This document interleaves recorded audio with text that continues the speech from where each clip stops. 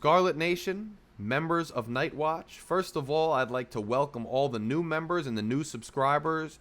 I asked you to subscribe to help to bolster a new Rutgers content channel, and you came through. And for that reason, and because of that, I am able to provide more content. It's been a busy week.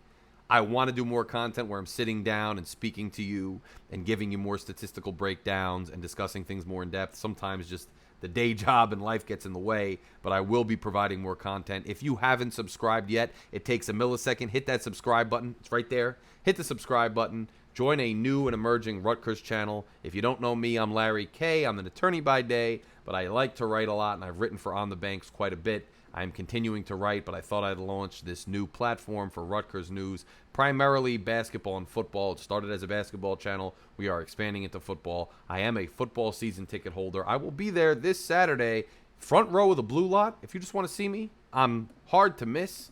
I'm a tall guy. I'm a pretty loud guy. You want to come into the front row of the blue lot, say what's up, come in and say hi.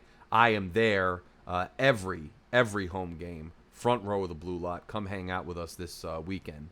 But I wanted to discuss very quickly and just touch on this Temple game, give you my thoughts, my prediction. First and foremost, I don't think we should be taking Temple lightly. We barely made it out of Philadelphia last year. And last year I was at the BC game on the road.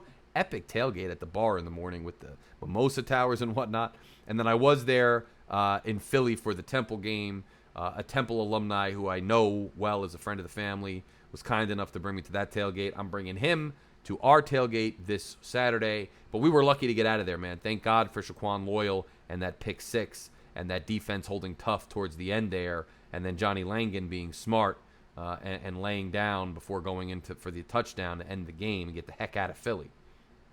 But I wouldn't take Temple lightly. I think they've had this game circled for quite some time. I think the coaches think and the players think that they have a chance to give us a run for our money. I think they know that if they were to upset us, which I think would be the first time since the early 2000s, that it would mean a whole heck of a lot to us and we would be miserable as compared to them. I think they're going to play loose because they're not supposed to win. And I think it's going to be a tough game because I think they're going to come in with some juice. And I think anytime you're playing a quarterback like E.J. Warner, who's accurate, who can get the ball out quickly, who's adept at reading the field, you're going to have to account for that, and that's going to be something that could be challenging for any defense.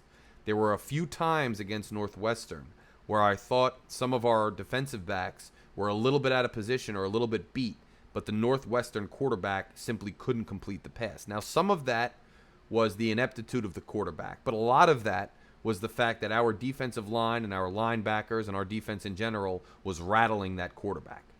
Now, that is a key to this game, in my opinion, because if you watch Schiano's press conference this week previewing Temple, one of the things he said, he was very complimentary of Temple all around, the coaching staff, the quarterback, the defense, and you should be after you barely make it out of there last year and when you're playing a team that is looking for bulletin board material. But one of the things Schiano did mention was that they have a young offensive line. And if you're looking at our defensive line, just our base package, can be and should be dominant. And if they are able to rattle Warner, rush Warner, and more importantly, and maybe most importantly, stifle completely Temple's rushing attack, I think that will give us an advantage despite the fact that Warner is a talented passer who's smart out on the field. I also think Harasimiak called some very timely exotic blitzes, whether it was Tyreen Powell flying through a gap and taking the quarterback down, or whether it was Shaquan Loyal kind of on a safety blitz, almost like a corner blitz where he creeps up and as soon as the ball is snapped, flies in there. If we can call a few of those exotic blitzes here and there, and we can get our defensive line in its base package to disrupt what Temple's trying to do, I think we can capitalize on some mistakes if Warner does make them. And I think we can force them into a situation where they are constantly trying to compensate and pass the ball. Now, remember, this is also all predicated on our offense continuing the trend that we saw against Northwestern, which is balanced play calling, incremental marching down the field, and efficient play by Gavin Wimsatt to the point that we are not putting ourselves in bad field position or giving any momentum over to Temple. And I wonder if Aaron Young and I wonder if Brown is going to play this week, because I think having a full complement of running backs could help us as well to attain those incremental drives. I know there's some speculation that Al-Shadi Salam is buried on the depth chart, but that's not what Schiano said. He said that he had just gotten back, so he hadn't practiced as much from an injury, even if he can get back in the mix. And you already saw what Benjamin can do as a true freshman. And you already know what Monungai is capable of. And if that offensive line could, look, everybody's debating right now. Everybody's debating whether the offensive line was subpar because the, yards per carry wasn't really stellar, or whether the line was very good because anytime we needed a first down or we needed 2-3 yards, we got it. I'm kind of in the middle where I'm like, look, the offensive line wasn't pushing everybody around so that we were opening these gaps, these huge gaps that these backs were running through. But at the same time, you have to account for the fact that our top 2 running backs, and maybe top 3, or at least top 2, and then a key role player in Salam, were not playing. And we got all the yards we wanted. Don't be so obsessed with the stats. And don't be somebody who hasn't watched the game and then comes around, reads the stats, and said we didn't run the ball very well. I'm kind of in the middle. I'd like to see this offensive line really, have its way against Temple. Really exert their will on Temple this Saturday. But I think this isn't going to be a very comfortable win the way that Northwestern was. I hope I'm wrong. I'm going to be there at the game cheering. I'd love to have a fun afternoon like against Northwestern, although it was so hot.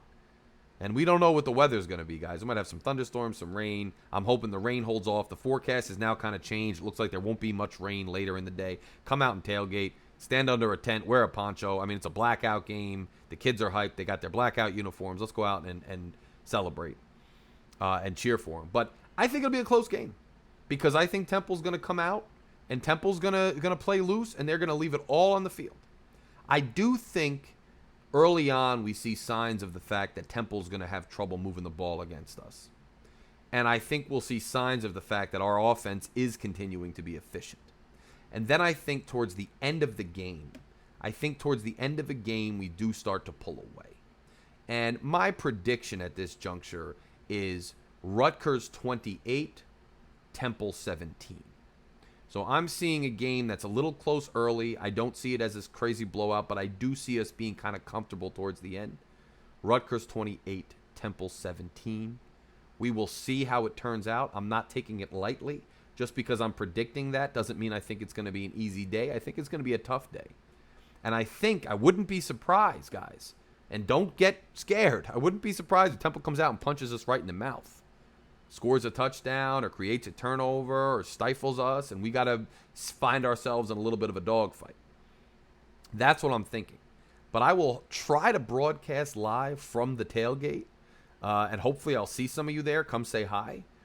And I will definitely give you my thoughts after the game, either that night, even though it's going to be late, and you'll see the TKR guys will be, doing a live post game, it looks like. But either that night or the following morning, I will give you my thoughts on the game, win or lose. But let's hope for another RU win. And for Pete's sake, when you're in the stadium Saturday, wear black. It's a blackout game. It looks weird. It looks kind of like chop meat when you're cooking it, when there's like a red and black mix around the stadium. It's kind of weird. And you're going to already have the Temple Owls like burgundy in there. So try to wear black.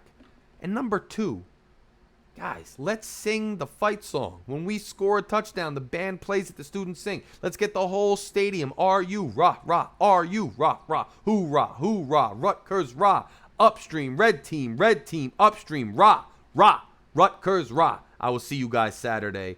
Hey, if you haven't done so yet, click subscribe. It's right here. Takes a millisecond. Hit subscribe. I'll talk to you guys soon. Larry K out. Go Knights.